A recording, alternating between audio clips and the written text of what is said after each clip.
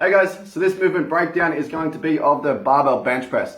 Now if you're doing dumbbell bench press, all the principles are exactly the same. It's just that you haven't got that fixed bar when you can do what's called creating torque into the bar. But if you're just doing it with dumbbells, use all the same principles that I'm just about to explain. Only that when you're doing the dumbbell bench press, don't have them straight across the body like that. Just have them a slight turnout and it'll put your shoulders in a much better position. Okay, so the selection of your bench.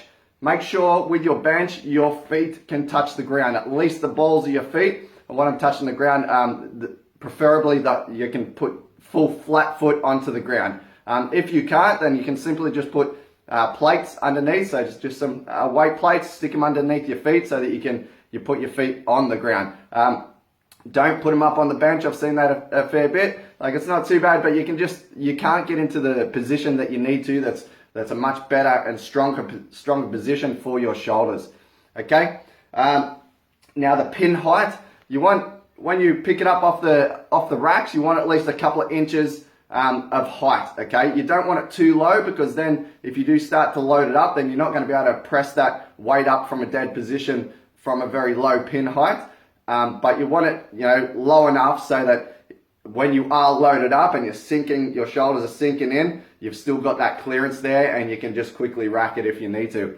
Also, when you're doing bench press, make sure you either have a spot, like a spotter, someone who's helping you, because it can be a pretty dangerous movement, or you have some kind of safety rack. So you can see, it's a bit of bad angle, but you can see them there. That's just in case I fail a rep and I can just rack it pretty much at my chest height. Now you get those big power racks, and you can set up the bench press in them. They're really good because they've got the big safety bars that go across the whole thing that you can set up at different heights.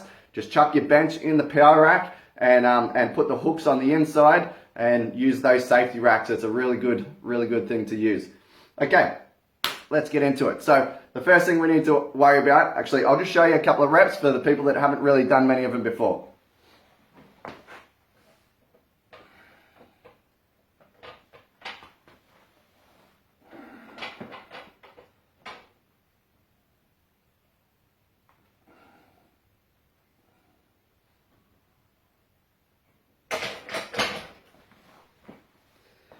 Okay, now I'm just going to go through the sequence that I do, and you'll figure out your own one, but just do this sequence first, and and then figure out what's best for you. But these positions, you need to hit these positions. Don't care how you set up for them, just making sure you are getting in those positions.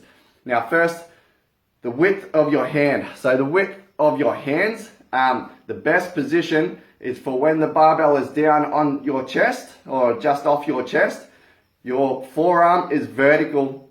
Your forearm is vertical. Now the reason for this is so that if your hands are in too close and you're pressing like that, you've got to overcome this leverage as well. So when you're pressing, you've got to sort of press out as well. Whereas if you're pressing with a vertical forearm at the bottom, you press with your elbow and there's none of that here. You're just pressing straight up into the bar. Okay, so that's your width. So just use a light bar and just have a play around with it. Try to get it so that your forearm is vertical at the bottom.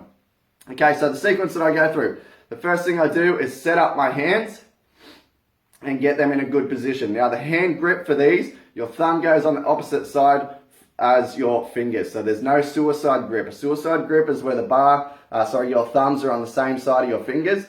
Do not do that. It's very dangerous and you can't get your shoulders in a very good position with it as well. So thumbs on the opposite side of the fingers. Okay, you're setting yourself up. You got your hands at the correct width. From here, I get my feet and I plant them onto the ground nice and close to me. So you bring them in so that your feet are closer to you than what your knees are, okay? At that same time, you squeeze your glutes. You are using your glutes. You're actually pressing into the ground. Your bum stays on the seat, but you are engaging your glutes, okay? At the same time as me pressing into the ground and squeezing my glutes, my core is really switched on. I'm not just allowing it to go relax. I'm keeping my core nice and switched on.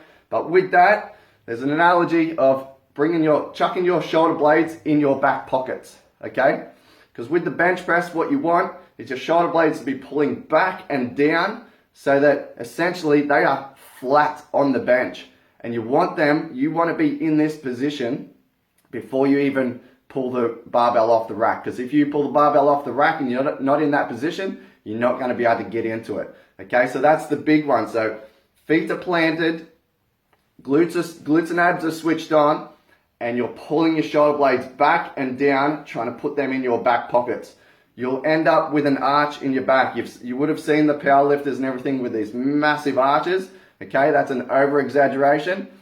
Now, you do want clearance between your back and the bench. Okay, your shoulder blades are going to be flat on the ground. Your bum's going to be flat, but you're going to have an arch. Now, the reason for this is because it's pulling all of it's giving you room in the shoulders to move, okay? It's reducing the amount of impingement in your shoulders because it's pulling everything out of the way, switching everything on in your back, fixing it there, and at the same time, you're sort of doing a decline press, okay? So this is giving you a lot of room for your humerus to move inside your shoulder joint so that it doesn't jam up at all, okay? Now, when your shoulder blades are back and down and flat on this bench, they stay there the whole time. It's not like, it's completely different to a push-up where I've told you you press at the top and you keep pressing through so that your shoulder blades push forward. You do not do that with a bench. With the bench, your shoulder blades stay fixed flat on the bench, okay? So, if you need to, just rewind this and watch this over and over because these positions are very important for shoulder health, okay? People have a lot of problems with bench press, and these are very, very important points that I've given to people that have had really shitty shoulders. As soon as they do these proper positions, their shoulders fix up, okay? And just because you haven't got shitty shoulders doesn't mean you don't have to do these positions, because if you're not doing them, you will end up with shitty shoulders, okay? So, all right, that's the sequence. Get your hand gripped, thumb under on the other side of your fingers, plant your feet, squeeze your butt, switch your core on, and bring your shoulder blades back and down into your back pockets so that they are nice and flat on the bench. You'll feel it. You shouldn't feel any lumpy bits. You'll feel your shoulder blades. They should be flat on the bench. Okay. From there, once you're in that position, you want to be, like I was talking about before, you want to be torquing up your shoulders. So with that, when you've got the barbell, you want to be trying to bend it like this. Act as if you're trying to bend it. So your hands will stay still, but your elbows will slightly rotate. Exactly the same as with the bench press. As the push-up. When I'm telling you should be doing a push-up with a 45-degree angle backwards with your elbows, it's the same with this. And you're creating that by twisting your hands, so trying to bend the barbell so that your elbows and your shoulders torque up, okay? And then once you press, you're coming down, shoulders are at elbows are at a 45-degree angle. You keep that torque in there. Keep the shoulder blades down. Abs and glutes switched on. Now you're pressing pretty much to the bottom of your sternum, okay? You're not pressing up here because, again, that's going to put them in a bad position. And instead of your forearms being vertical, again, they're going to be like that. So you're going to be pressing like that rather than like that, okay? Pretty simple stuff. So you're pressing pretty much at the bottom of your sternum, and go down until you just touch it. Do not bounce off it till you just touch and press up. Okay, everything stays the same. Shoulder blades fixed, glutes on, abs on, and you got that torque in your shoulders, elbows at a 45-degree angle. Okay, everything should be staying switched on, driving into the floor with your feet. Everything should be really switched on the whole time. Okay, I'll show you another good couple of reps. Going through that sequence, torquing up my shoulders, and doing a good couple of reps.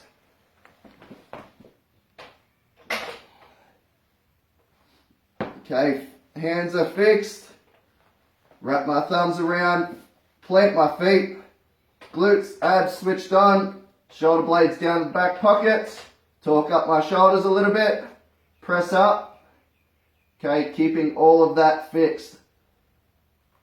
Down to the bottom of my sternum and pressing up.